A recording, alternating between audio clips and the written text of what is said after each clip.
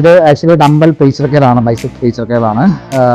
നമ്മൾ seater preacher care കണ്ടിട്ടുണ്ട്. ഇത് ആക്ച്വലി സ്റ്റാൻഡിംഗ് പ്രീച്ചർ കെയർ ആണ്. സ്റ്റാൻഡിംഗ് പ്രീച്ചർ കെയർ എന്ന് പറയുമ്പം ഇത് മെയിനായിട്ട് ഉപയോഗിക്കുന്നത്, അതായത് സീറ്റർ പ്രീച്ചർ കെയറിനുള്ള വ്യത്യാസം എന്ന് പറയുന്നത് സ്റ്റെബിലിറ്റി, നമ്മളെ ബോഡി സ്റ്റെബിലൈസ് ചെയ്യും പ്രോപ്പറായിട്ട്. അതായത് നമ്മുടെ ഷോൾഡർ, ഈ പറയുന്ന എൽബോ ആയിട്ടുള്ള അറ്റാച്ച്മെന്റ് പ്രോപ്പറായിട്ട് സ്റ്റേബിലൈസ് ചെയ്യും. നമ്മളൊരു പ്രീച്ചർ കെയർ ആണ് അല്ലെങ്കിൽ ഒരു സീറ്റർ പ്രീച്ചർ ആണെന്നുള്ള പ്രോബ്ലം എന്ന് പറയുന്നത് ഒരു ഷോൾഡർ ഫ്ലെക്ഷൻ മൂവ്മെന്റ് ഉറപ്പായിട്ടുണ്ടായിരിക്കും. അല്ലെന്നുണ്ടെങ്കിൽ നമുക്ക് ഷോൾഡർ വെച്ച് ഫ്ലെക്സ് ചെയ്യാൻ പറ്റും ആ ബൈസെപ്സിന് പ്രോപ്പറായിട്ട്. സോ അത് ആക്ച്വലി പ്രോബ്ലമാണ്. ഈ ഒരു മെഷീനിൽ അതൊരിക്കലും നമുക്ക് ഫീൽ ചെയ്യാൻ ഒരിക്കലും നമുക്ക് സാധിക്കില്ല.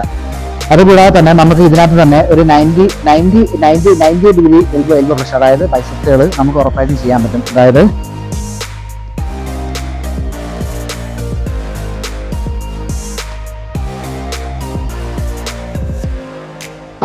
ഇപ്പോൾ ഒരു മൾട്ടിപ്പിൾ യൂസ് മെഷീനാണ് ഈ പ്രീച്ചർ കെയർ എന്ന് പറയുന്നത്.